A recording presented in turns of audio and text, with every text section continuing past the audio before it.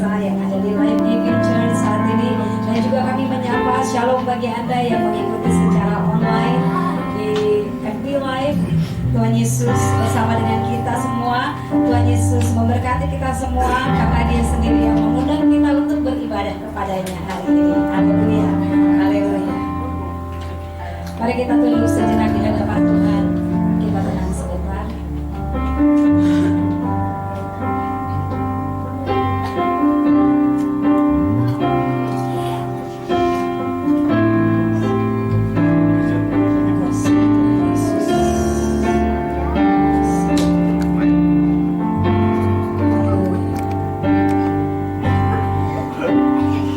Yohanes 3 ayat 16 berkata, karena begitu besar kasih Allah akan dunia ini, sehingga Ia telah mengaruniakan anaknya yang tunggal, supaya setiap orang yang percaya kepadanya tidak binasa, melainkan beroleh hidup yang kekal. Saya percaya ayat ini dihafal oleh setiap orang Kristen, baik yang ke gereja ataupun yang tidak ke gereja. Tapi kita juga mau mengimani dan betul-betul percaya bahwa ayat ini merupakan bukti kasih Allah kepada kita.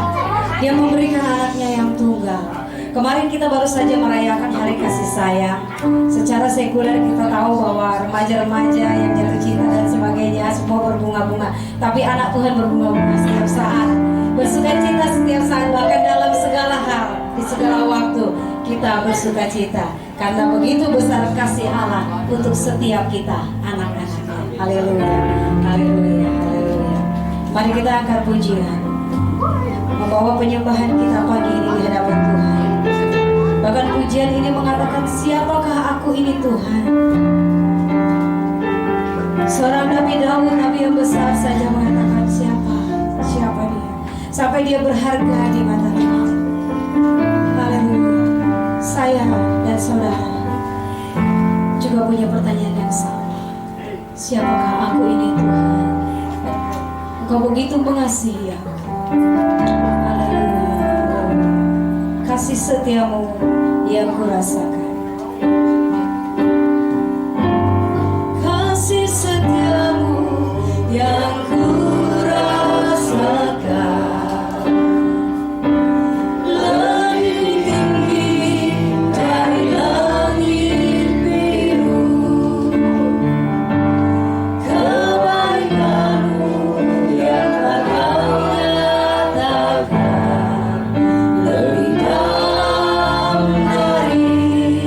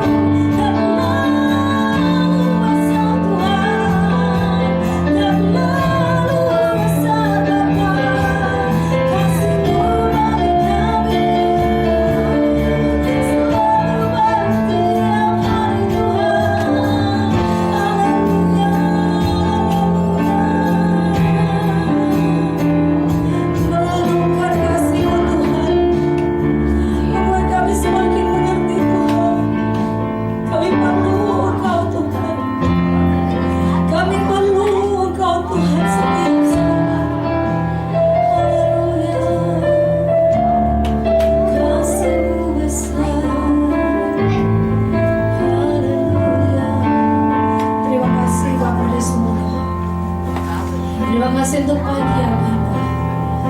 Terima kasih untuk penyertaan-Mu dan Roh Kudus-Mu yang hadir di tempat ini, membawa kami lebih dalam bersama dengan Engkau Tuhan. Jika kami mengaku Tuhan pagi ini, lewat pujian ini kami tidak dapat membalas besarnya kasih-Mu Tuhan, selain puji dan sembah Engkau. Maka Tuhan, kami tahu Roh-Mu ada bersama kami untuk memberikan pujian dan penyembahan yang terbaik Tuhan. Tidak setimpal Tuhan Yesus dengan darah yang tercurah di kayu salib, tapi biarlah Tuhan pujian dan penyembahan kami menyenangkan Engkau. Haleluya, haleluya. Setiap kita yang siap untuk terus memuji menyembah Tuhan, kita sama-sama katakan amin. Haleluya. Beri kemuliaan bagi Tuhan kita Yesus. Haleluya. Haleluya. Boleh kita berdiri sambil berjabat tangan dulu sementara intro lagu Kecaplah dan Lihatlah akan berjalan, dan mari sama-sama kita katakan Tuhan Yesus baik. Boleh juga katakan selamat hari kasih sayang di dalam Tuhan. Happy Valentine juga. Haleluya.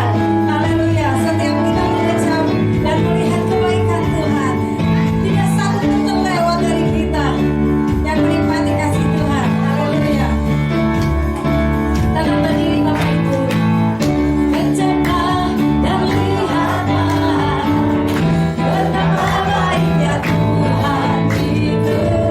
Rasakan dan nikmati kasih setia Tuhan. Oh, kecaplah, kecaplah dan lihatlah betapa baiknya Tuhan itu. Rasakan dan nikmati kasih setia Tuhan.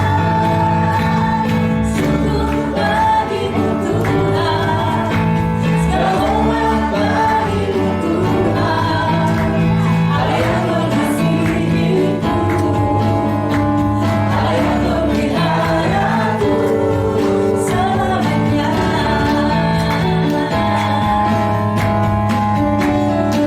Karena kita mengalami kasih Tuhan, kami semangat lagi. Kecaplah dan lihatlah betapa baiknya Tuhan itu. Rasakan dan nikmati kasih setia Tuhan. Syukur bagimu Tuhan, segala hormat bagimu Tuhan. Allah yang mengasihiku, Allah yang memeliharaku. Syukur bagimu Tuhan, segala hormat bagimu Tuhan. Allah yang mengasihiku, Allah yang memeliharaku. Allah yang mengasihiku, Allah yang mengasihiku, Allah yang memeliharaku. Allah yang mengasihiku, Allah yang memeliharaku selamanya. Haleluya, haleluya. Masih semangat ya? Tadi waktu saya bilang semangat lagi, balonnya bilang yes. Haleluya. Berarti ruangan ini sudah bergetar. Makanya balonnya bisa sampai jeder. Luar biasa. Haleluya. Kita sambung dengan pujian berikutnya. Haleluya. Tidak pernah berkesudahan kasih setia Tuhan dalam hidup kita. Dikatakan selamanya, unlimited, unlimited time. Amen.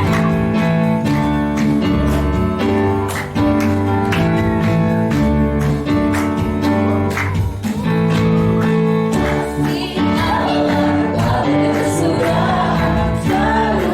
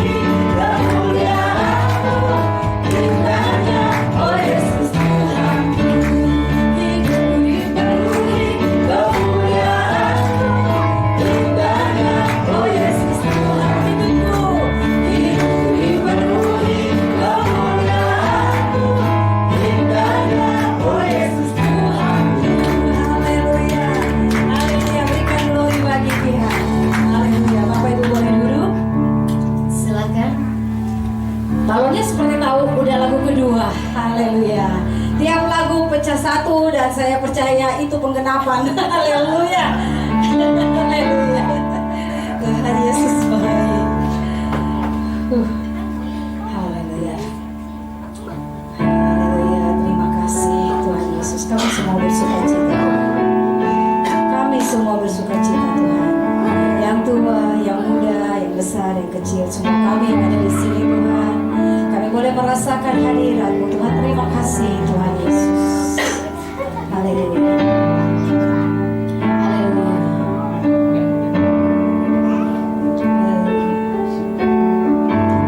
Bapak Ibu Saudara, sebelum kita menyembah, saya mau menceritakan singkat saja. Lagu berikut ini biasanya dinyanyikan di perjamuan kudus sejauh timur dari Bali. Tapi waktu saya terima flyer tentang dimensi kasih Allah, saya berdoa, saya tanya Tuhan, kalau cuma sekedar panjang, kali lebar, kali tinggi, dunia juga kenal itu Tuhan. Tuhan mau apa dengan ini? Saya nggak paham. Tapi saya ambil waktu, saya berdoa. Bahkan saya memaksa diri saya menyembah sebentar. Udah tepat belum lagunya? Sebelumnya bukan lagu ini saudara. Sebelumnya lagunya adalah Engkau Bapa yang mengasihiku. Itu saya siapin. Tapi ternyata saya tertarik dengan kata dimensi. Jadi saya doakan. Begitu saya doakan, kalau cuma panjang, kali lebar, kali tinggi, anak sekolah tahu bahwa itu untuk menghitung isi, ya, volume, ya, bener ya. Tapi Tuhan bilang kasihnya selamanya, berarti tidak berbatas. Berarti berapa dong angkanya? Panjang kali lebar kali tinggi? Gak ada. Terus apa Tuhan? Tiba-tiba lagu ini Tuhan munculkan. Waktu saya nyanyi refnya, baru saya paham betapa besar kasih pengampunan yang Kau beri, pulihkanku.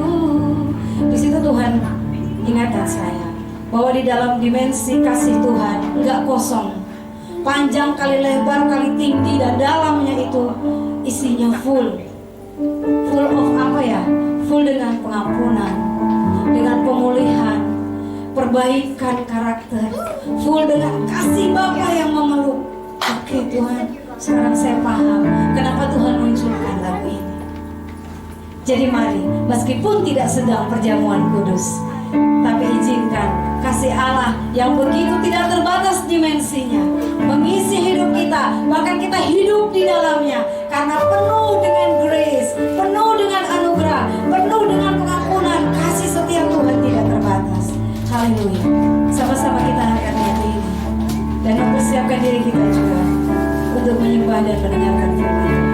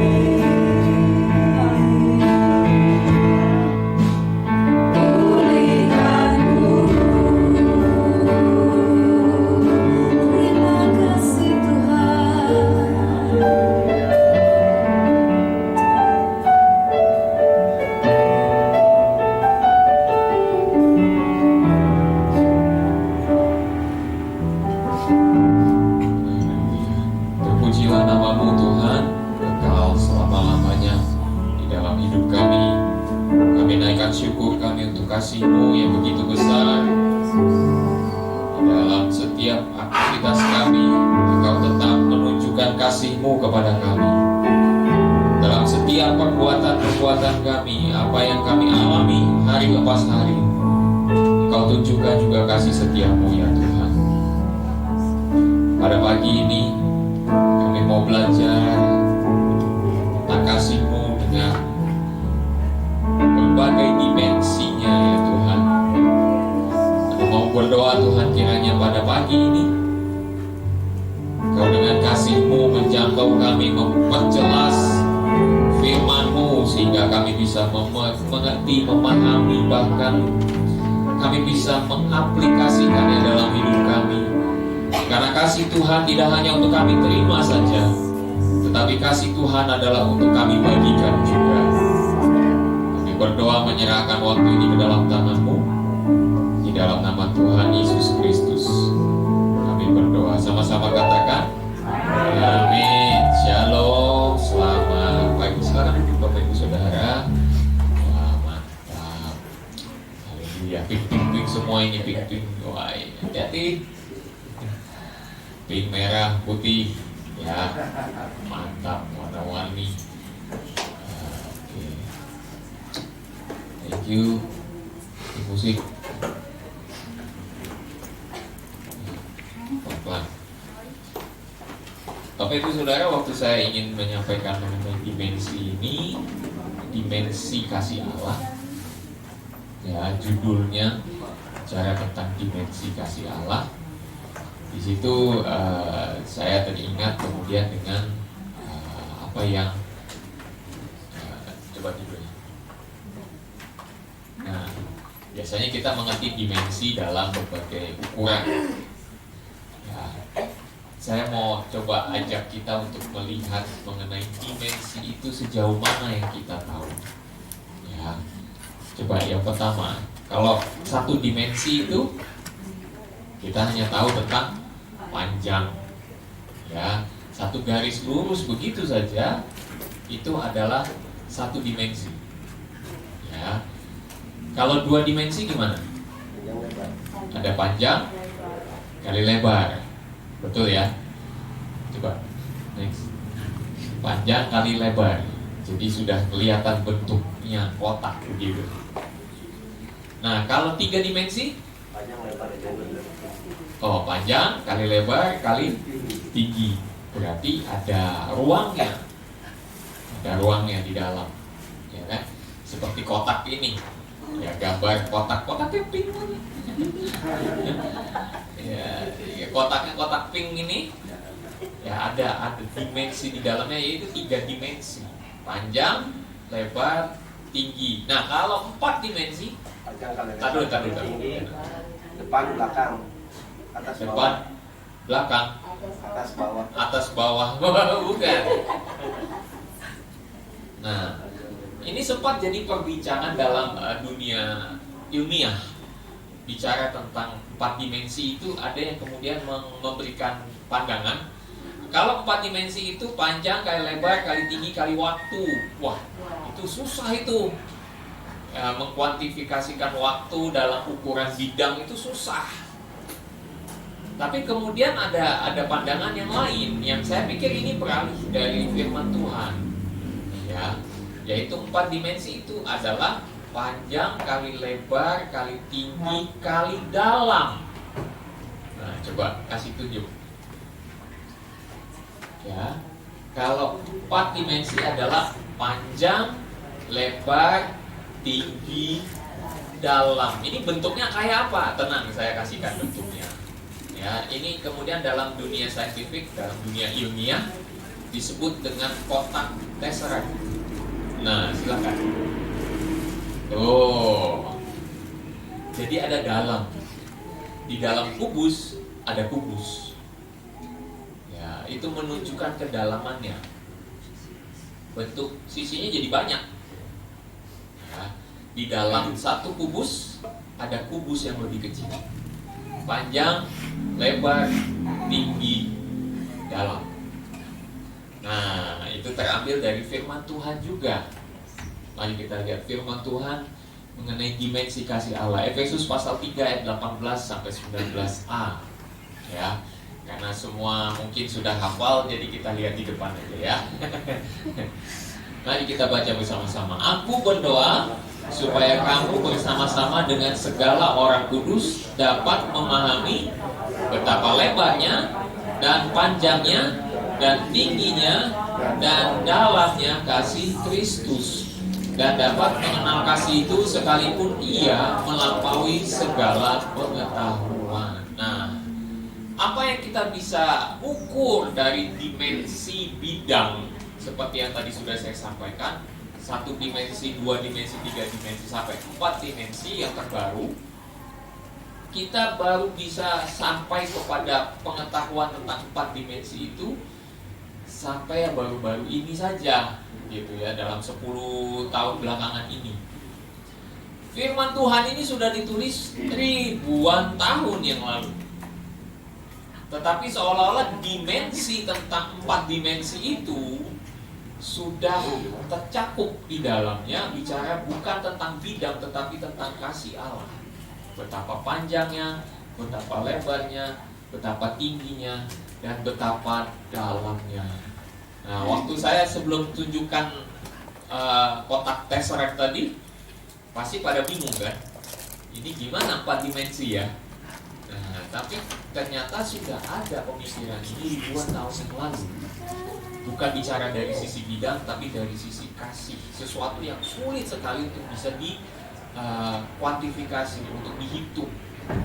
Ya, kalau kita lihat ruangan ini, kita tahu ukurannya berapa lah, panjang kali lebar kali tinggi, gitu kan? Kita sudah tahu. Nah, tapi kalau misalnya sudah bicara tentang kasih, gimana ukurnya? Untuk bisa mengerti akan dimensi ini, maka kita harus punya pemahaman yang bagian terakhir, melampaui segala pengetahuan, melampaui segala pengalaman, melampaui segala yang kita tahu tentang apa kasih itu. Karena ini sudah bicara hal yang berbeda. Itu ibarat kata, kalau dalam video, ada satu video yang saya lihat gitu ya, ada seorang ayah umur 60-an tahun gitu ya. Kemudian dia itu buta warna. Dia buta warna. Selama 60 tahun dia hidup dalam dunia yang warnanya monokrom. Tahu monokrom? Ya, hanya hitam, putih, abu-abu dan seterusnya gitu ya. Tidak bisa membedakan mana biru. Mungkin tahu biru tapi tidak jelas birunya gitu ya. Tapi yang usia 60 ini, bapak yang satu ini memang hidupnya monokrom aja. Jangan sampai hidup kita monokrom ya. Ya, kita tahu semua ini warna-warni kan. Nah, tapi yang bapak ini tahu hanya hitam, putih, kelabu gitu aja. Akhirnya di usia yang ke-60, anak-anaknya membelikan sepasang kacamata ya. Kacamata itu kacamata khusus untuk orang buta warna. Ya, ada. Dan itu lumayan mahal harganya. Satu kacamata itu mungkin bisa sekitar berapa, 10 jutaan. Itu mahal. Dan dibelikanlah kacamata itu. Dan waktu dia pakai, Anda bisa bayangkan ya, kaget dia.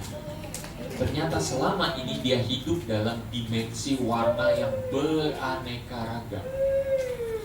Hanya matanya saja tidak mampu untuk memisahkan ini warna biru, merah, kuning, hijau, dan lain sebagainya. Tapi begitu dia pakai, dimensi dia yang tadinya monokrom itu ditembus, dibukakan akan sesuatu yang baru. Seperti itulah kita kalau mau mengenal kasih Allah, melampaui kasih yang kita tahu, melampaui kasih yang kita biasa praktekkan, melampaui itu semua. Seperti seolah-olah kita menerobos masuk dalam dimensi dunia yang penuh dengan warna. Sementara kita waktu dulunya hidup dalam warna yang monokrom. Oke, itulah sebabnya dikatakan melampaui segala pengetahuan kita.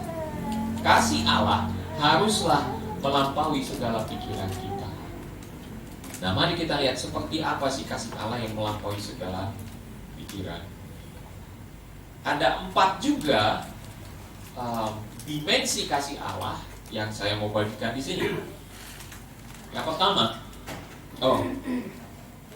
tadi itu gambarnya sengaja saya taruh di situ karena sebelumnya memang kita bicara tentang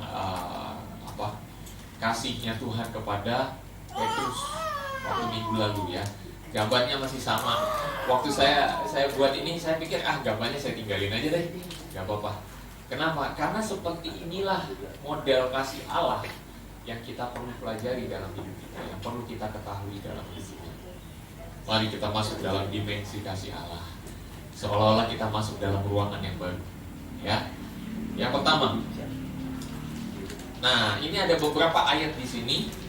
Saya minta yang muda-muda nanti dengan suara lantang ambil satu ayat silahkan ya, terus bangkit berdiri bacakan dengan kuat ya. Nanti ada 4 dimensi yang saya mau sampaikan dan masing-masing dari 4 dimensi itu ada 2 ayat yang kita bisa baca.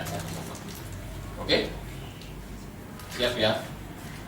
Yang usia muda semua di sini banyak. Masih muda. Karena usianya muda, ya masa harus dibuktikan dengan KTP, ya kan nggak usah kan? Ya, oke, kita baca ya. Kasih Allah itu universal. Silakan Matius 5 ayat 45. Ya, dari sebelah situ dulu deh, sebelah kanan saya. Siapa yang mau menyampaikan atau membaca Matius 5 ayat 45? Silakan. Nah, Fendi, silakan. Matius 5 ayat 45. Karena dengan demikianlah kamu menjadi anak-anak Bapamu yang di sorga, yang menerbitkan matahari bagi orang yang jahat dan orang yang baik, dan menurunkan hujan bagi orang yang benar dan orang yang tidak benar. Mantap, thank you.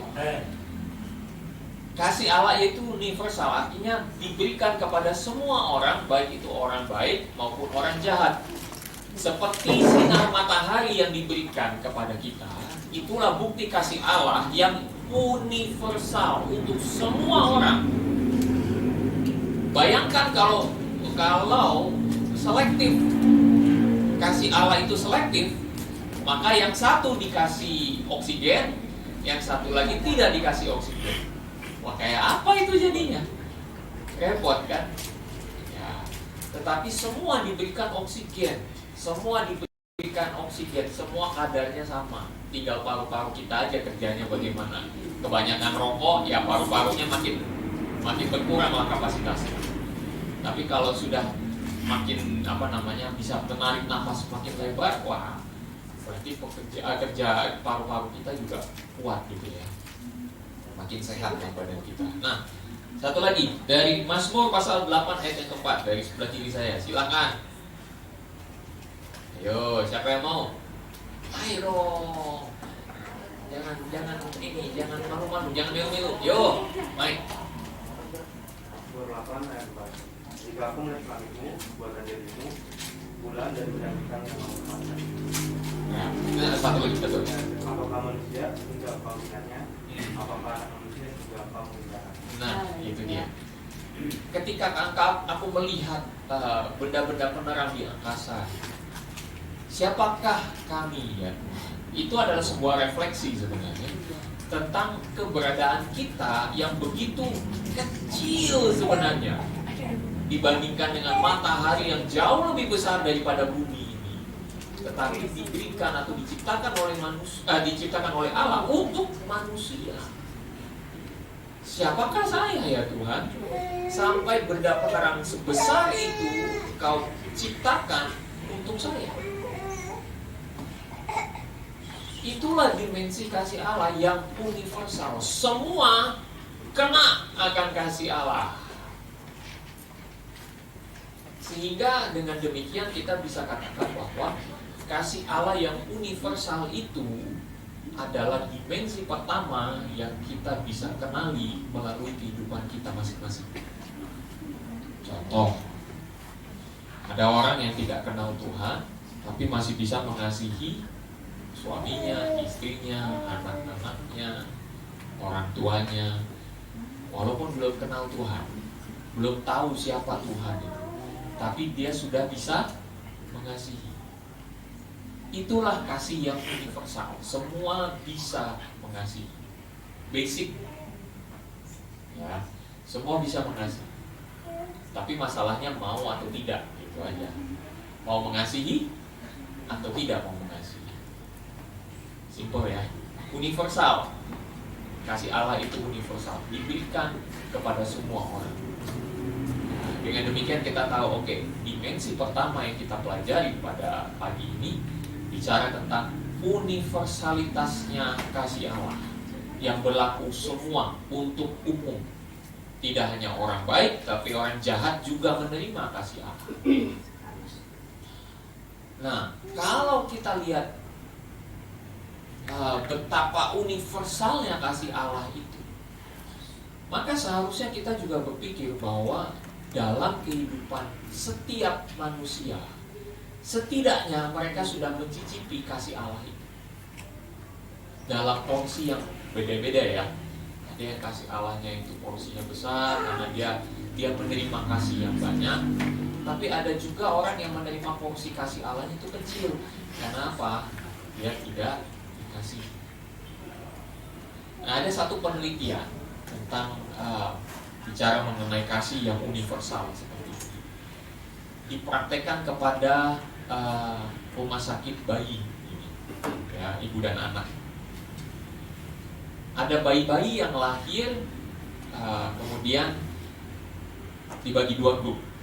Grup yang pertama dibesarkan dengan pelukan, kasih sayang. Nggak tahu banyak macam, ngomong-ngomong nggak perlu lah, ya, hanya sentuhan kasih saja. Sementara grup yang lain tidak diberikan proporsi seperti itu. Akhirnya ketika mereka tumbuh besar, yang menerima kasih lebih banyak itu justru tumbuh lebih sehat ketimbang mereka yang tidak mendapat porsi kasih seperti itu, tumbuhnya kurang sehat, sering sakit dan lain sebagainya. Studi ini menunjukkan bahwa manusia pada dasarnya adalah resipien atau penerima dari kasih pada dasarnya. Dan setiap kasih yang kita terima itu menumbuhkan kita, baik secara fisik maupun mental maupun rohani. Nah, bayangkan kalau kasih Tuhan tidak universal, apa jadinya? Kita semua sakit. Betul? Sama seperti matahari tidak diberikan kepada sekelompok orang, maka sekelompok orang itu akan sakit. Demikian pula dengan kasih Allah. Kasih Allah kalau tidak diberikan kepada semua orang sama rata, universal, maka orang-orang itu akan sakit. Nah, tapi kok ternyata masih ada juga orang yang jahat. Itu karena dia menolak kasih Allah. Dia menolak untuk hidup dalam kasih Allah. Nah, itulah yang membedakan ada orang-orang yang kemudian tumbuh atau dia berkembang di dalam kehidupan moralnya sendiri, tetapi ada juga yang berkembang dalam kasih Tuhan. Nah, kita bisa lihat bedanya. Orang-orang yang penuh dengan kasih Tuhan, yang menerima kasih Tuhan secara universal, mereka punya karakter itu sehat. Sehat tuh karakter. Tapi bayangkan kalau mereka tumbuh berkembang dalam satu lingkungan yang orang-orangnya penjahat semua, apa jadinya? Dia jadi anggap kejahatan itu biasa. Unik ya. Kasih Allah harus universal dulu supaya manusia mengenal apa itu kasih. Begitu manusia sudah mengenal apa itu kasih, barulah Tuhan menunjukkan dimensi yang kedua. Berikutnya, dimensi yang kedua adalah kasih Allah itu mengejar kita. Ya, di sebelah kanan saya salah satu bacakan Lukas pasal 19 ayat yang ke-10. Nanti sebelah kiri saya bacakan Yohanes 3 ayat 16. Gak usah lihat lagi dong harusnya. Yang sebelah kanan saya, silakan Lukas pasal 19 ayat yang ke-10. Monggo, siapa yang mau? Tadi Fendi udah, sip ya. Oke, silakan.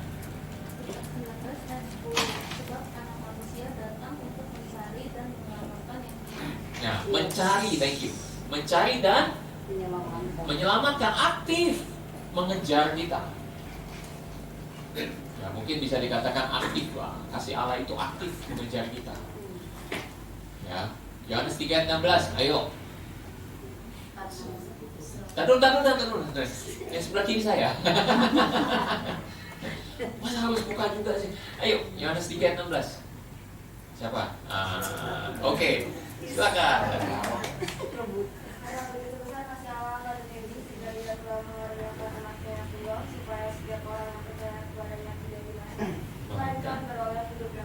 Thank you. Amin. Jadi di situ Allah mengutus anaknya untuk menyelamatkan manusia.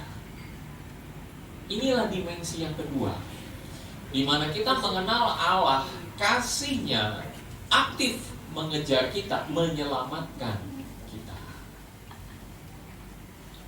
Ya. Sekarang kita mulai kelihatan, oke, dari yang universal sekarang sudah lebih spesifik. Melihat bahwa Allah itu penuh aktif. Allah kita bukan Allah yang pasif. Ya, bersyukur nggak kita punya Allah yang aktif? Aktif untuk mengejar kita. Aktif seperti tadi, gambar tadi, di mana Yesus menghampiri Petrus untuk memulihkan dia. Aktif. Allah kita aktif mengasihi kita. Apa jadinya kalau kasih itu pasif? Pernah lihat kasih yang pasif nggak? Pernah lihat nggak? Nah, kasih yang pasif itu, saya cuma satu kata aja, omdo. Omongdo. I love you, tapi ngejahatin. Siapa tuh? jangan tuning. Hadir orangnya. Tapi ketika kita katakan I love you, itu harus dengan aktif juga. Kalau enggak, percuma. Ya dianggapnya sebagai sesuatu yang pasif. Kasih yang pasif adalah omong doang. Bisa begitu. Kalau kita mengasihi seseorang, kita harus aktif, tunjukkan sesuatu, berkorban sesuatu. Nah, itu dia, berkorban sesuatu. Gak perlu harus materi yang dikorbankan. Kadang-kadang perasaan juga dikorbankan. Ya, ini buat yang cowok-cowok yang belum married. Ya, belajarlah untuk mengatakan sorry, siap atau tidak siap, benar atau tidak benar. Kenapa? Karena kalian harus tahu, para pria yang belum menikah, bahwa hukum yang pertama yang kita harus tahu dalam pernikahan adalah wanita selalu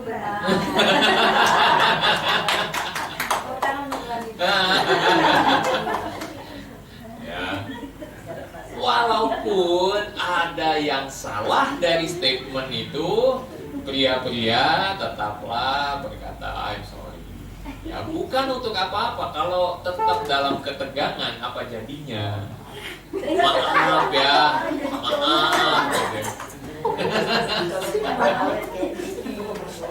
Maaf. Iya sorry, gitu ya, sorry, maaf. Harus dipecah ketegangannya, kalau enggak tegang terus gitu. Apa jadinya kalau hubungan suami istri tegang dulu? Ya ada filmnya juga ya.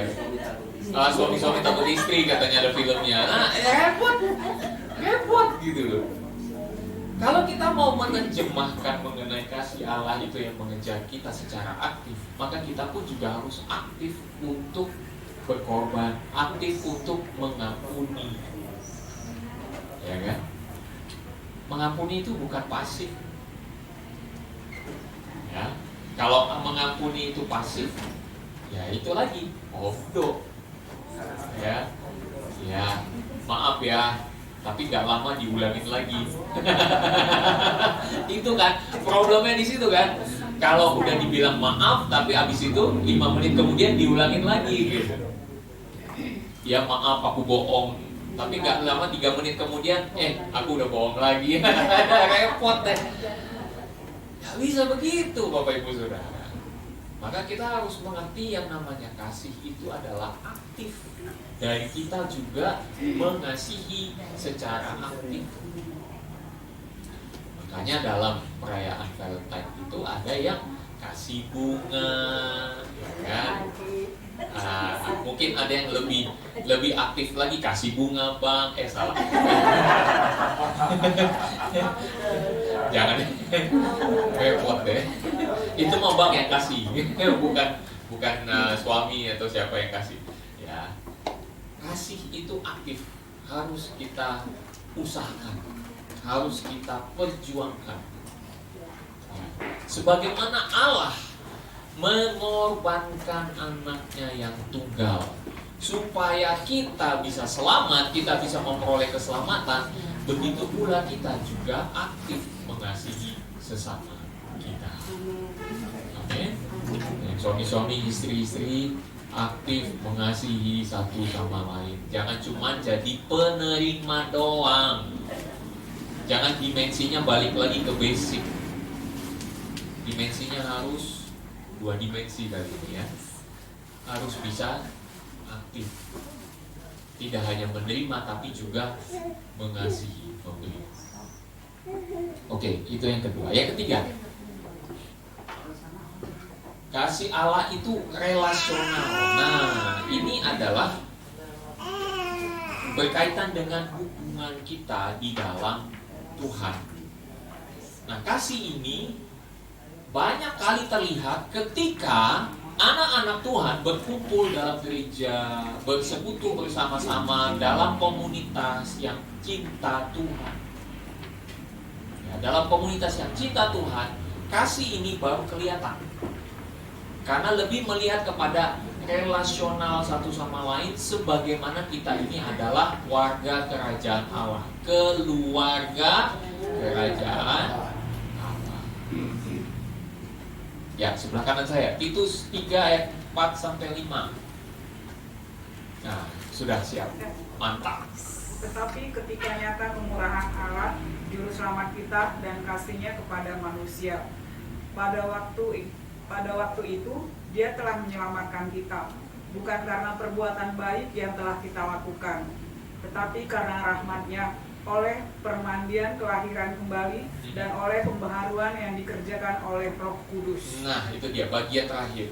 Pembaharuan yang dikerjakan oleh Roh Kudus itu baru terjadi ketika kita pertama menerima kasih Allah, yang kedua kita praktekkan dalam keluarga kerajaan Allah, yang ketiga pembaharuannya mulai kelihatan.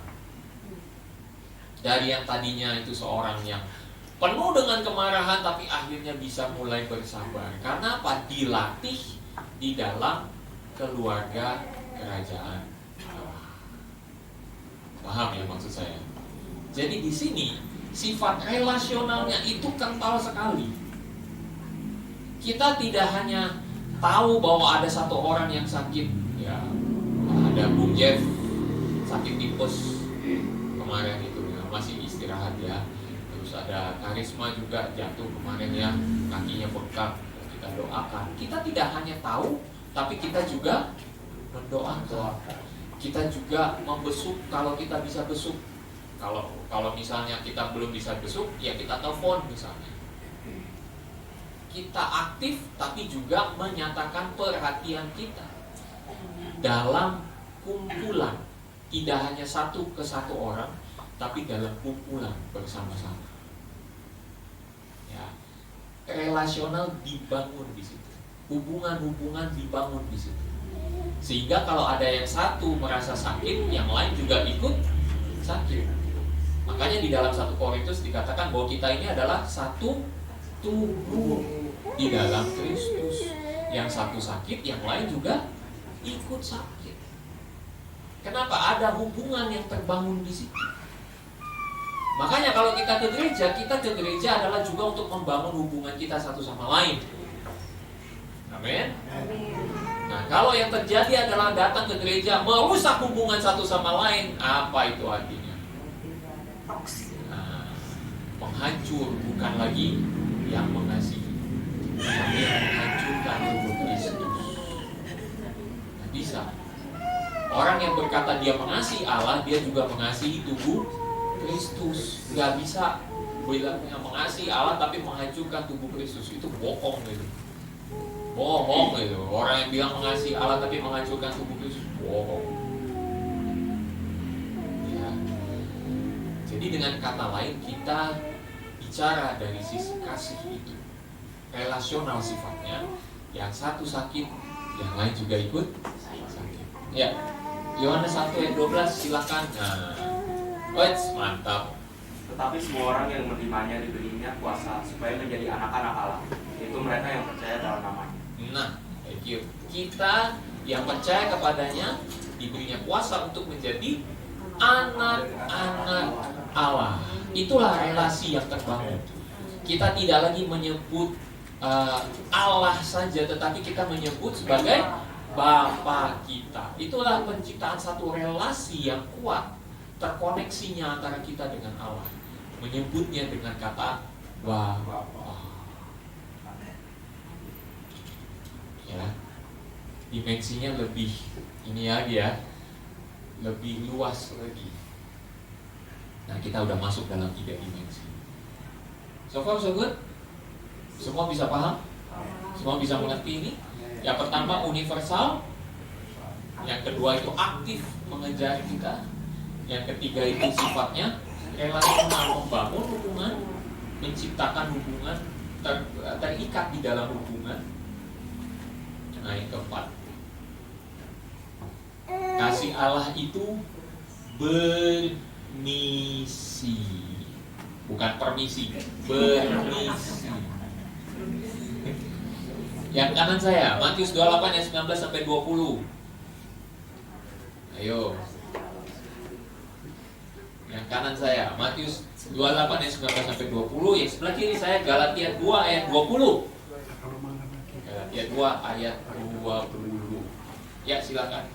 Matius 28 ayat 19 dan 20. Karena itu pergilah, jadikanlah semua bangsa muridku dan baptislah mereka dalam nama Bapa dan Anak dan Roh Kudus. Dan ajarlah mereka melakukan segala sesuatu yang telah kuperintahkan kepadamu, dan ketahuilah aku menyertai kamu senantiasa sampai kepada akhir zaman. Amin. Sadarkah Anda bahwa kalimat yang baru saja dibacakan itu muatan kasihnya kental sekali? Pertama, oleh karena itu pergilah. Loh, sejak kapan kasih itu menyuruh pergi? Bukan. Kata pergi di situ tidak hanya mengusir, bukan mengusir, tetapi ada penyertaan Tuhan yang menyertai kita. Jadi kata pergi di situ bukan gitu. Tetapi kata pergi di situ adalah satu commission, satu utusan. Nah, kalau ada seseorang pada zaman dahulu, seorang utusan itu disertai dengan kewenangan. Ya, seorang utusan itu disertai dengan kewenangan. Artinya, ketika seseorang membawa pesan dari raja, dia pergi ke orang yang menerima pesan itu, seolah-olah dia mewakili raja itu sedang berbicara.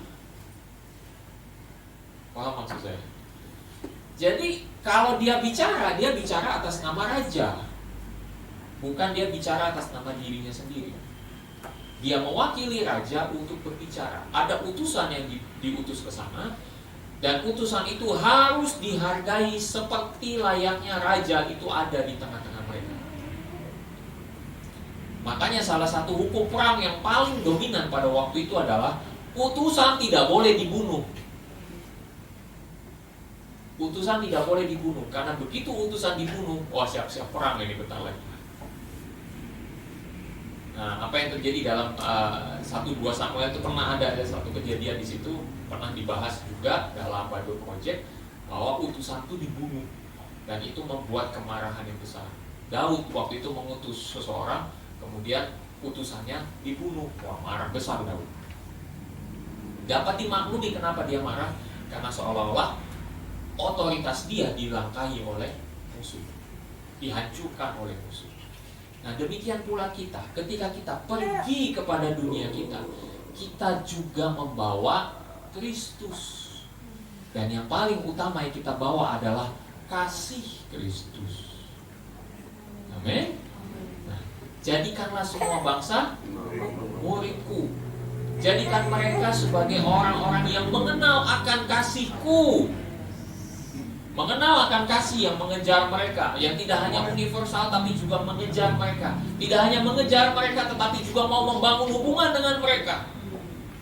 Ajarkan itu kepada mereka. Dan baptislah mereka. Baptis artinya sebuah petanda bahwa dia masuk di dalam relasional dengan Allah. Ketika dia dibaptis untuk semakin mengikatkan diri dia dalam kasih Allah. Ya, baptiskanlah mereka dalam nama Bapa, Anak, dan Roh Kudus. Dan apa di situ ayat 20? Apa yang terjadi sesudah itu? Ayat 20. Ajarlah mereka. Nah, tidak hanya kita sekedar memuridkan mereka, tetapi kita juga walking with them step by step by step. Kita berjalan dengan mereka satu demi satu demi satu. Relasi tidak hanya antara kita dengan Allah, tapi kita dengan sesama kita. Ya, muatan kasihnya kental ya di situ ya. Ini nggak pernah dibahas. Dalam waktu berapa tadi? 10 menit saya bahas mengenai amanat agung dari sisi kasih Allah. Ya, kalau mau dijadikan renungan silakan. Ya, karena ini muatannya dalam banget. Kalau mau digali banyak ini yang bisa diambil. Silakan nanti tinggal dicari di mana, Facebook ya. Diulang lagi dalam Facebook. Apa yang saya sudah sampaikan tadi. Bicara tentang kasih Allah dalam amanat agung. Kental banget. Cuman orang terlalu banyak memikirkan, oh permisi harus lakukan begini. Pesannya yang lupa dibawa. Itu ibarat utusan pergi ke sana tapi lupa pesannya apa tadi ya. Raja bilang apa tadi, lupa saya. Nggak bisa. Kalau kita harus pergi kepada dunia kita, menyampaikan kepada mereka tentang Kristus, yang kita tunjukkan adalah kasih. Jangan lupa, harus dilandasi dengan kasih, harus dibungkus dengan kasih. Supaya apa? Mereka mengenal siapa? Tuhan. Kalau pesan itu tidak dibungkus dengan kasih, apa jadinya? Percaya Tuhan nggak? Oh parah. Percaya Tuhan nggak? Itu apakah bisa kan itu disuruh pergi kan, menyampaikan kepada dunia tentang Kristus, benar kan? Tapi caranya gimana? Nah, maksa. Gak bisa begitu. Penginjilan kan gak begitu kan? Misi gak begitu kan? Nah, misi itu adalah pergi dengan kasih. Oke? Galatia 2 ayat 20 silakan. Ya, silakan. Galatia 2 ayat 20. Namun aku terus lagi aslinya hidup, melainkan Kristus yang hidup di dalam aku. Dan hidupku yang kuhidupi sekarang di dalam daging adalah hidup oleh iman dalam Anak Allah yang telah mengasihi aku dan menyerahkan dirinya untuk aku. Amin. Boleh tahu namanya siapa? Kalista. Sebelah tadi apa? Janet. Oke, Kalista Janet. Welcome. Ya, thank you sudah membacakan. Jadi apa yang kita hidupi sekarang ini bukan lagi hidupku yang dulu. Kasih itu dijelmakan di dalam kebiasaan kita. Ya, ketika kita bermisi, maka kasih itu jangan sebagai embel-embel. Nggak boleh. Waktu kita bermisi, kasih itu sudah selalu melekat dari perkataan kita, dari perbuatan kita, dari cara berpikir kita, dari semua setiap keputusan kita itu dilandasi dengan bukan embel-embel tempelan gitu. Dan harus dengan kasih. Nah, pengertian di sini bicara tentang kasih Allah itu bermisi sudah terjelma langsung dalam diri kita. Waktu kita katakan aku mengasihimu, aku ngomong ini karena aku mengasihimu, itu jelas. Ya, mungkin orangnya nggak terima karena apa? Ditegur misalnya. Tapi kita dalam membangun relasi, kenapa kita tegur dia? Karena kalau kebiasaan yang salah itu diteruskan, maka akan semakin merusak. Harus ditegur supaya ada koreksi. Tapi kan manusia nggak suka ditegur kan? Giliran manusia ditegur, apa yang jadinya? Marah, berontak, dan lain sebagainya. Tapi kita katakan begini, saya tegur kamu bukan karena apa-apa, tapi karena saya mengasihimu. Wah, kalau dia udah mulai dengar kata itu dan dia masih berontak juga, artinya memang kalau kata bahasa kita orangnya bebal. Bebal itu apa ya kalau gampangnya? Gak cuma keras kepala tapi kayak tambeng gitu. Tahu ya tambeng ya? Bahasa apa sih tambeng? Susah banget dikasih tahu sampai akhirnya nggak mau terima apa. Sesuatu yang sifatnya mengkoreksi dia, mengubahkan dia. Seperti yang tadi sudah dibacakan dalam Galatia 2 ayat 20. Supaya itu terjadi, perubahan itu terjadi. Tapi orangnya tidak mau berubah. Misi punya resiko sebenarnya. Resiko ditolak. Ya. Setiap kita waktu melakukan misi itu selalu ada resikonya ditolak. Dan setiap kali ketika kita harus berhadapan dengan resiko ditolak, jangan kecil hati. Kasih Allah aja suka ditolak sama manusia, ya enggak? Tuhan sudah mengorbankan hidupnya, Tuhan Yesus mengorbankan hidupnya buat kita, tapi tetap aja ada manusia yang tidak mau menerima dia. Jangan berkecil hati. Bermisi ditolak itu wajar. Tapi sekali bermisi langsung diterima, orang itu berubah, itu puji Tuhan, mujizat terjadi. Nah, kalau Anda ditolak, jangan kecil hati, itu wajar. Memang udah begitu seharusnya. Karena manusia hanya mau menerima kasih kalau menguntungkan dia. Kalau nggak ada untungnya nggak mau. Tapi kalau ada untungnya, pasti terima. Stop sampai di situ.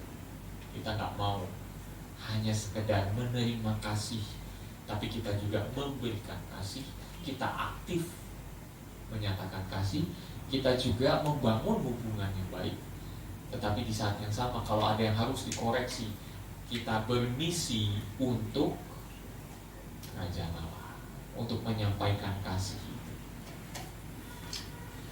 Gereja harus punya keempat dimensi ini. Gereja harus mempraktekkan keempat dimensi ini. Nah, dalam kehidupan kita bagaimana? Ada satu cerita yang saya mau sampaikan. Next. Berkaitan dengan asal-usul Valentine. Valentine Day, ada yang tahu asal-usulnya dari mana? Dari Saint Valentine sebenarnya. Nah, pada abad kedua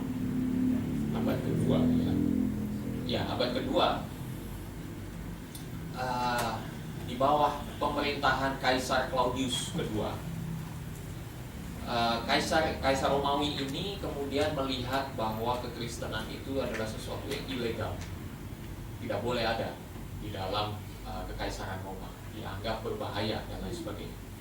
Karena penyebarannya terlalu cepat, banyak orang mengalami perubahan dan lain sebagainya. Akhirnya mereka tidak tunduk kepada pemerintah Romawi. Mereka lebih tunduk kepada Allah ketimbang kepada pemerintah. Dan dianggaplah orang-orang Kristen ini sebagai aliran sesat, harus ditekan. Dan Claudius punya satu pandangan begini. Lebih baik untuk salah satu cara mencegah supaya lebih banyak bertumbuh orang-orang Kristen yang baru, lebih baik para pria yang single lebih baik jadi tentara saja, sehingga pernikahan di-ban, dilarang pada waktu itu oleh Kaisar Claudius. Ketika dilarang seperti itu, orang-orang Kristen yang tadinya sudah melihat kepada pernikahan itu sebagai sesuatu yang suci, yang kudus, dan yang memang dinanti-nantikan dalam hubungan pacaran begitu, ternyata di-ban. Lah gimana ini? Dari semua orang yang kemudian mengalami pergolakan itu, seorang bernama Valentine menolak itu. Dia adalah seorang bisa dikatakan pendeta Kristen. Dia adalah seorang pendeta yang kemudian dia menolak itu semua dengan mengatakan bahwa tidak, ini nggak bisa. Pernikahan itu adalah institusi yang disahkan oleh Tuhan. Kenapa tadi?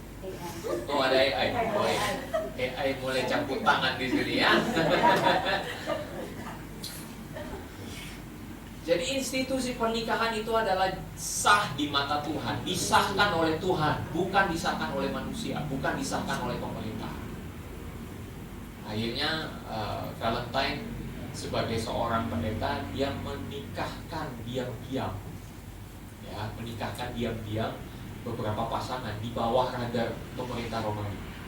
Jangan ketahuan ya, tapi diam-diam gitu, mulai dinikahkan satu pasangan, terus dinikahkan terus diam-diam. Dan apa jadinya? Ketahuan. Karena ketahuan, dia kemudian ditangkap. Valentine dipukuli, dia disiksa habis-habisan, masuk penjara dan lain sebagainya, sampai akhirnya dia harus dipenggal pada tanggal 14 Februari. Jadi kalau kita memperingati, bukan memperingati ya, tapi merayakan Valentine itu, sebenarnya yang kita rayakan adalah kasih yang mau berkorban. Kasih yang mau berkorban, kasih yang mau bermisi, kasih yang mau menyatakan relasi hubungan antara manusia dengan Allah tetap dipulihkan, tetap dalam hubungan yang dekat. Ada orang-orang yang mau berkorban seperti itu. Bahkan dalam penjara, ketika dia di penjara begitu, ceritanya sih begini, nggak tahu benar atau tidak, tapi dalam penjara itu ada salah satu sipir penjaranya kemudian punya anak perempuan yang sakit matanya kalau nggak salah. Tapi kemudian dia sembuh di bawah pelayanan Valentine. Dan terakhir sebelum dia mau dipenggal, dia tulis surat kepada anak perempuan dari sipir ini yang jadi sahabat dia. Dia tulis surat dan di bagian akhir ditulis "From your Valentine". Dan dikirimlah surat itu yang dikenal. Jadi merayakan Valentine bukan berbicara mengenai siapa yang kasih bunga ya misalnya, berapa banyak kembang yang saya terima, atau berapa banyak hal yang saya dapat, coklat dan lain sebagainya. Bukan itu. Tapi lebih jauh, mari kita di dalam dimensi Allah ini bicara tentang apakah saya sudah berkorban untuk sesama saya. Karena dengan demikian dimensi kasih Allah itu full bisa terjangkau kepada orang lain. Dia mengenal akan kasih Allah yang universal. Dia mengenal akan kasih Allah yang aktif mengejar dia. Dia mengenal akan kasih Allah yang kemudian bermisi juga buat dia, membangun relasional buat dia. Semua dimulai pada saat kita mau berkorban. Kasih Kristus yang paling jelas terlihat di kayu salib. Dan kasih kita untuk sesama kita haruslah mencerminkan itu, pengorbanan kepada sesama kita. Amin. Ketika kita mulai berkorban, kita sendiri akan mendalami akan kasih Allah. Makanya waktu kita berkorban, kita tidak hanya menangis, tapi kita juga bersyukur. Amin. Memang sakit waktu kita berkorban, tapi kita bersyukur. bahwa kita diberikan kesempatan untuk bisa berkorban buat orang lain. Ya, di saat yang sama kita sedang bermisi buat mereka, menyampaikan tentang kasih Allah. Kita sendiri belajar tentang kasih Allah. Hebat ya. Betapa panjang, lebar, tinggi, dan dalamnya kasih Tuhan. Lampaui semua akal pikiran kita. Terakhir, sekali lagi, kasih Allah itu universal. Semua kita mencicipi kasih Allah. Yang kedua, kasih Allah itu aktif mengejar kita, menyelamatkan kita, memulihkan kita. Yang ketiga, kasih Allah itu membangun hubungan relasional satu sama lain. Kita satu sama lain terbangun hubungan kita karena kasih Allah. Yang keempat, kasih Allah itu bermisi. Kiranya di dalam kehidupan kita kasih Allah itu selalu kita perhatikan. Mari kita tundukkan kepala.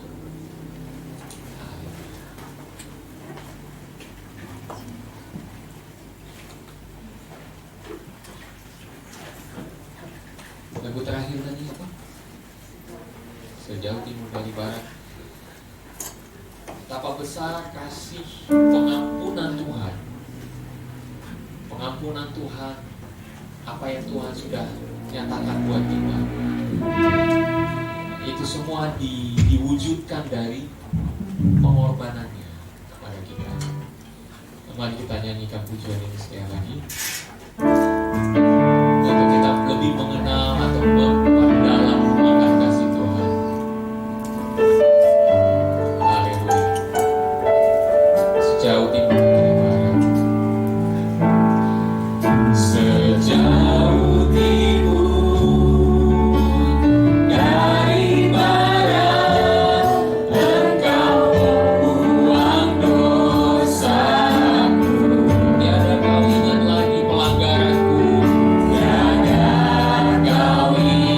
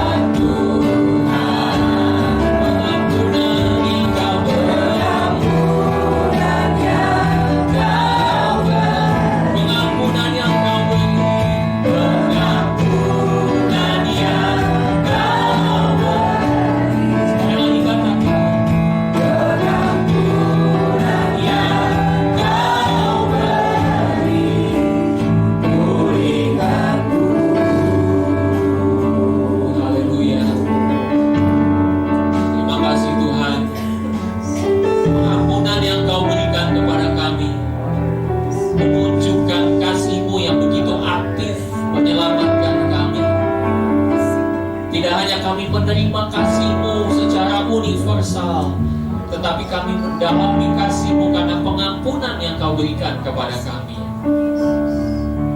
Terima kasih juga dalam pengampunan itu kami bisa membangun relasi satu sama lain dalam keluarga kerajaan Allah. Kami bisa saling mengasihi satu sama lain. Sebagaimana satu orang merasakan sakit, yang lain juga ikut merasakan sakit. Karena kami semua dibangun sebagai satu tubuh di dalam Kristus. Tuhan, terima kasih juga dari pengampunan-Mu.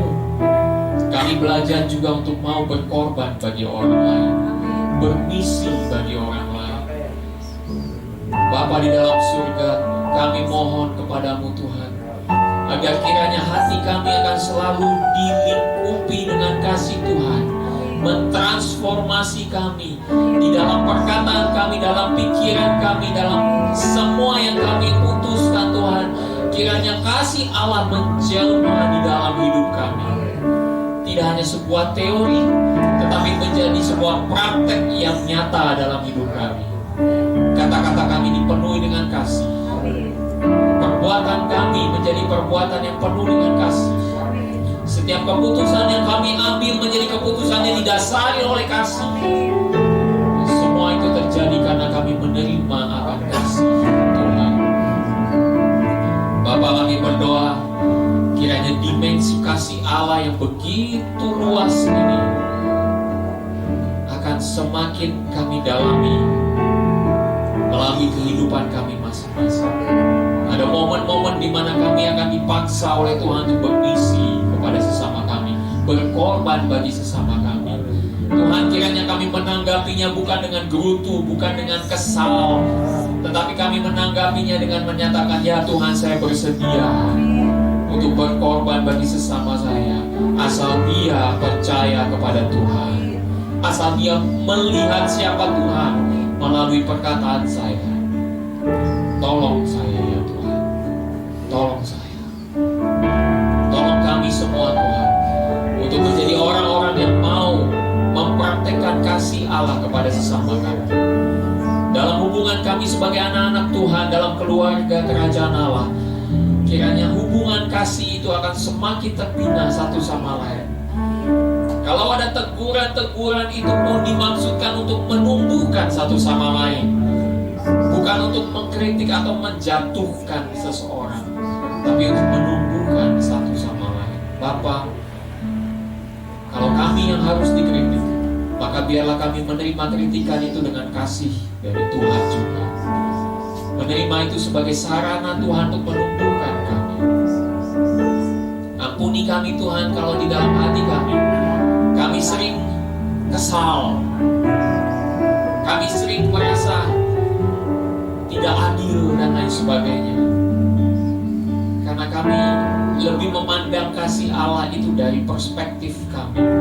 Kami tidak mendalami dimensi kasih Allah yang luar biasa. Ampuni kami Tuhan kalau kami sering mengukur kasih Allah dari cara ukur kami. Ampuni kami Tuhan. Dan biarlah firman-Mu pada pagi siang ini membukakan mata kami untuk melihat betapa panjangnya, lebarnya, tingginya, dan dalamnya kasih Tuhan itu. Dan ajar kami untuk selalu mempraktekkannya dalam hidup kami. Terima kasih Tuhan, bawa kami lebih lagi di dalam pengenalan akan Engkau. Setiap hari ketika kami mempraktekkan kasih Allah, kiranya kasih Allah itu juga semakin kami dalami melalui hidup kami. Terima kasih Tuhan. Bagi-Mu segala hormat, segala syukur, segala pujian hanya bagi-Mu. Dan ketika kasih-Mu menjangkau kami, kami percaya kasih-Mu akan mengubahkan kami juga.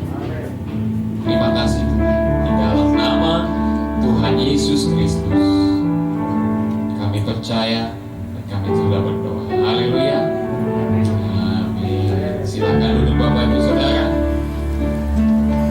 Haleluya. Kita akan memberikan persembahan kita bagi Tuhan pada saat ini. Haleluya.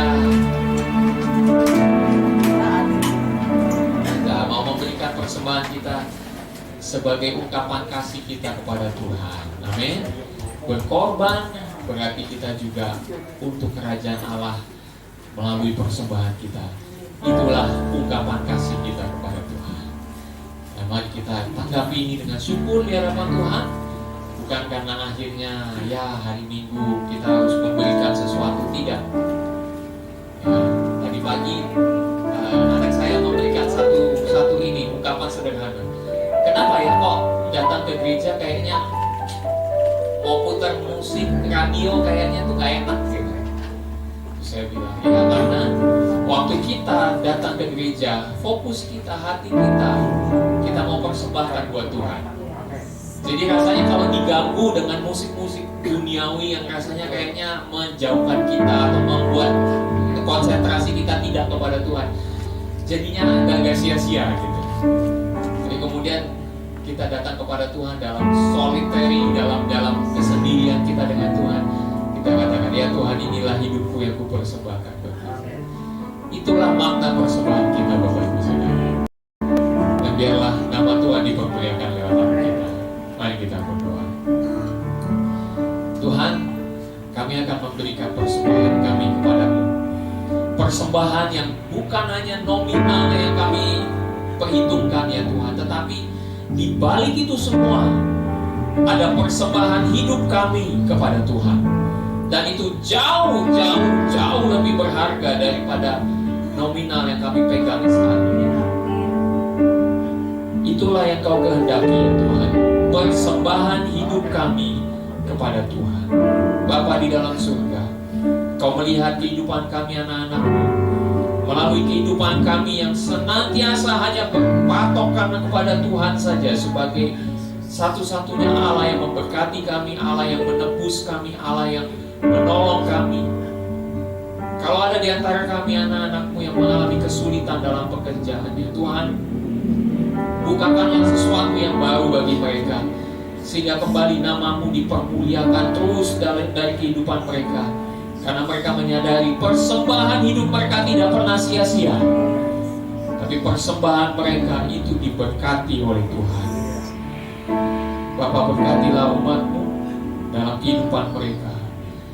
Dan biarlah dalam hidup mereka, ketika mereka bermisi bagi orang lain, bermisi bagi pekerjaan Tuhan, nama Tuhan juga dipermuliakan lewat hidup mereka.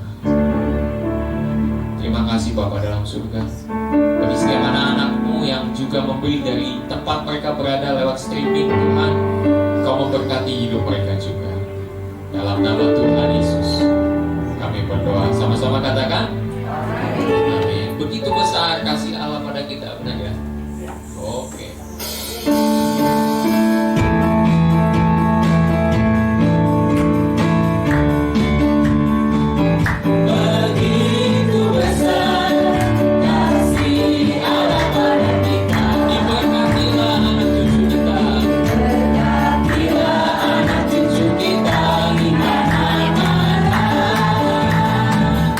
Tuhan membuat miskin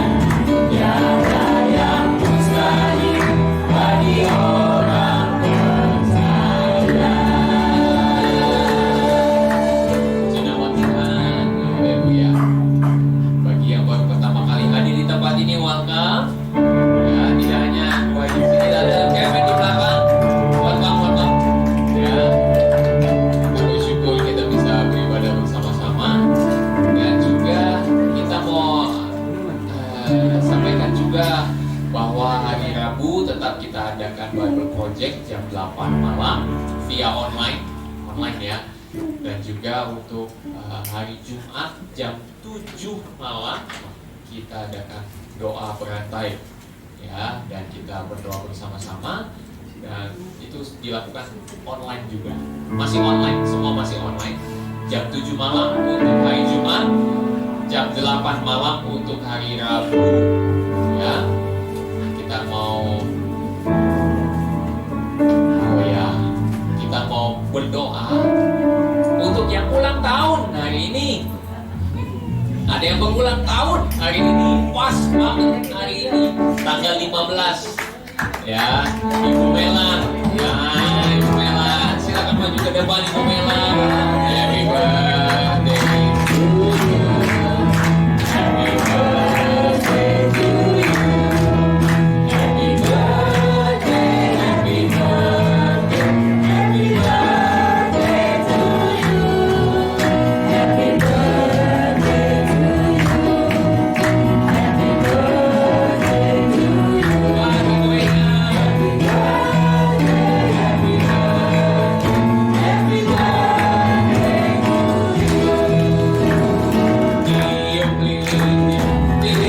lilinnya, tiup lilinnya sekarang juga, sekarang juga, sekarang juga. Nanti dipotong ya, nggak ada misalnya sekarang, nanti aja dipotong ya. Oke. Kita mau doakan dulu untuk Ibu Melan, dan kita akan berdoa bersama-sama. Kita bangkit berdiri. Yang ibu-ibu, ayo ditumpangkan tangan atas beliau.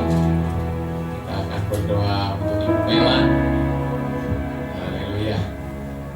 Mari kita berdoa bersama-sama. Bapa dalam surga, terima kasih untuk Ibu Melan yang merayakan ulang tahun tepat di hari ini Tuhan.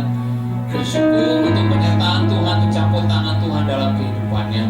Apa yang Tuhan sudah nyatakan melalui kasih-Mu juga kepada beliau, itu adalah sesuatu yang indah. Dan kiranya dalam tahun-tahun ke depan beliau akan terus merasakan, menikmati akan kasih Allah yang begitu panjang, lebar, tinggi, dan dalam di dalam hidupnya. Kami berdoa bersama-sama Tuhan, agar Kau memberkati kehidupannya. Kau jadikan kehidupan yang berkat juga bagi banyak orang.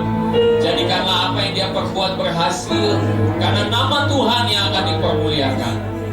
Kami mohon juga berkat-Mu tercurah atas keluarga, seluruh keluarga. Engkau memberkati, karena apa yang Kau nyatakan di dalam firman-Mu, bahwa ketika kami diberkati sebagai anak Tuhan, maka keluarga kami pun juga menerima berkat dari Tuhan. Kami berdoa bersama-sama, kiranya Engkau terus mencurahkan anugerah-Mu atas kehidupan Ibu Melan, memberkati kehidupannya, menyatakan rencana-Mu yang terindah bagi dia. Kami percaya Tuhan, rencana-Mu bukanlah rencana kecelakaan, tetapi rencana yang membawa damai sejahtera dalam hidupnya. Dan biarlah anugerah Tuhan terus tercurah atas hidupnya. Di dalam nama Tuhan Yesus, terima kasih Tuhan. Tidak lupa juga kami berdoa untuk beberapa dari anggota kami Tuhan, dari keluarga kerajaan Allah di tempat ini yang sedang sakit. Tuhan, Kau menjamah Bu Jeff Tuhan, penyakitnya. Kami percaya Kau sedang menjamah dia dan menyembuhkan dia di dalam nama Tuhan Yesus. Kami berdoa juga untuk Karisma Tuhan, untuk sakit di kakinya Tuhan, bengkak di kakinya. Tuhan, jamahlah kakinya, sembuhkanlah kakinya di dalam nama Tuhan Yesus. Dan bagi saudara-saudari kami yang lain Tuhan, yang tidak bisa hadir ataupun yang saat ini ada di rumah dalam keadaan sakit, kami percaya kesembuhan dari Allah juga mengalir bagi mereka di dalam nama Tuhan Yesus. Bagi mereka yang terus bergumul juga di dalam pekerjaan mereka, kami percaya Tuhan Allah, Kau akan membukakan sesuatu yang baru bagi mereka. Kau akan menunjukkan kasih-Mu yang berlimpah-limpah dalam hidup mereka.